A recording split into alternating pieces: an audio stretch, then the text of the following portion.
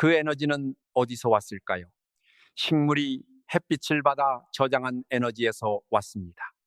그 햇빛은 어디서 왔을까요? 태양 중심에서 일어나는 핵융합에서 왔습니다. 그 핵융합은 어디서 왔을까요? 빅뱅에서 만들어진 수소가 중력으로 뭉쳐 태양이 되면서 시작되었습니다. 그 빅뱅은 어디서 왔을까요? 우리는 오늘 그 여정을 걸어왔습니다. 그리고 그 끝에서 완전한 답은 없었습니다. 하지만 무모도 없었습니다. 항상 무언가가 있었습니다. 그리고 지금 이 순간 그 긴 사슬의 끝에 여러분이 있습니다. 138억 년의 우주 역사가 켜놓은 불꽃이 지금 여러분 안에서 타오르고 있습니다. 여러분의 생각, 여러분의 호기심, 지금 이 이야기를 들으면서 머릿속에 피어오르는 그 질문들이 우주가 자기 자신에 대해 던지는 질문들입니다. 우주가 어떻게 태어났는지 묻는 것은 어떤 의미에서 우주가 스스로에게 묻는 겁니다. 우리를 통해서. 이걸 한번 가만히 음미해 보세요.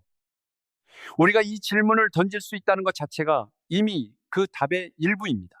아무것도 없는 우주에서는 아무도 아무것도 묻지 않습니다. 묻고 있다는 것은 무언가가 있다는 뜻입니다. 지금 여기 여러분, 결론부터 말씀드리자면 무는 아무도 만들지 않았습니다. 왜냐하면 진짜 무는 한 번도 존재한 적이 없을 가능성이 매우 크기 때문입니다.